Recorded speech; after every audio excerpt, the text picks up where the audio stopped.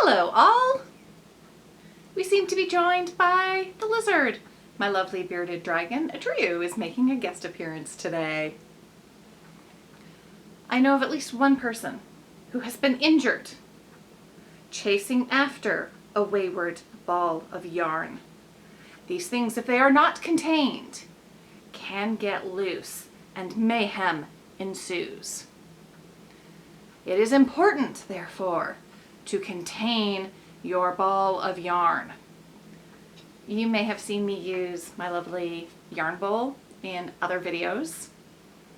Figured it'd be a good time to talk to you a bit about how I use this and other options for when you don't have a yarn bowl to contain the yarn. Depending upon the size of the ball of yarn, oftentimes just putting it in the bowl is enough to keep it contained, that it's not gonna jump away. If it was a bigger ball of yarn though, I would definitely want to loop that yarn through the spiral to keep it contained. And then I would be crocheting and drawing it out like this. Other options for a ball of yarn: a box. Simply put the yarn in. You want to have high enough sides that it's not going to jump out. Usually having the box on the ground is also helpful for keeping it contained. Same kind of thing, you can use a bag. Just plop your yarn in, put the bag on the floor, the yarn comes out, and that helps keep these mischievous things under control. If your yarn is still in a skein, these are usually easier to contain.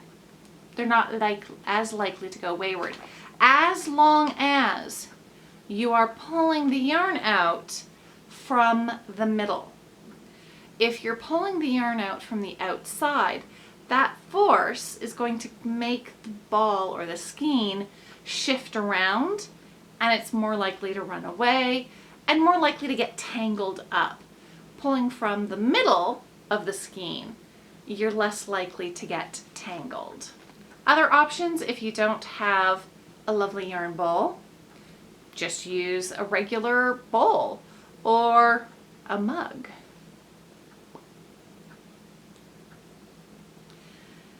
For something like this size of ball of yarn, this might be enough. If you really need to keep your yarn under control, simply bring the yarn through the handle and it acts just like that spiral on the yarn bowl. And your yarn is contained. Much safer this way. Do you agree? Yes? You're for once not jumping in my yarn. Thank you. Well, that's it for today. I hope you found these little tips useful for containing your yarn. Thanks for watching. Until next time, have fun and be creative.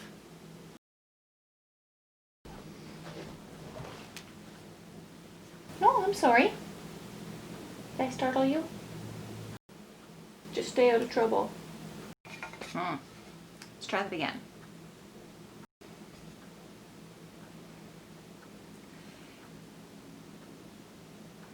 I know of at least one person who has injured themselves because their yarn has gotten away from them. They reached quickly to grab it and strained their back. Today we're going to go over some ways of containing your yarn to prevent injuries.